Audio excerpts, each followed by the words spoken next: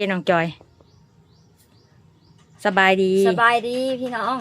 ขอฝากกดไลค์กดแชร์ซ่องเอ้ยกึ่มปันสุกสาวกึ่มปันสุกสาวกึ่มปันสุกในเด้อเพื่อเป็นแหงใจแหงเสียให้น้องจอยกับแม่มีกำลังใจสู่ต่อโดยฝากกดติดตามกดไลค์กดแชร์เนี่ยเนาะฝาก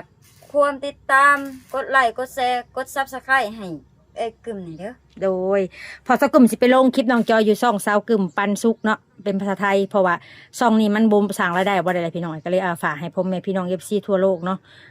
บ่ว่าจะอยู่ฝั่งไทยฝั่งลาวหรือต่างประเทศกดติดตามกดไลค์กดแชร์เป็นกำลังใจสาวกึ่มนี่เด้อพี่น้องกระล่มเกิดศาลาเนาะเพราะว่าที่เขามาสร้างเฮือนนี่สิสร้างเฮือนต่อนี่คือยังบ่ได้มีงบนี่แต่เสาตอนนี้ก็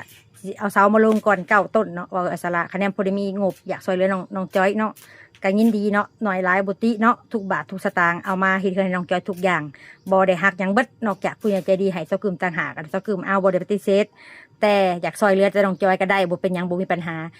รับรองว่าเจ้ากึมบ่เอาเงินไปใส่เนาะพี่น้องเนาะเพราะว่าเจ้ากึมก็อยากให้น้องจอยกับแอมีเงินอยู่แต่ก็เป็นการ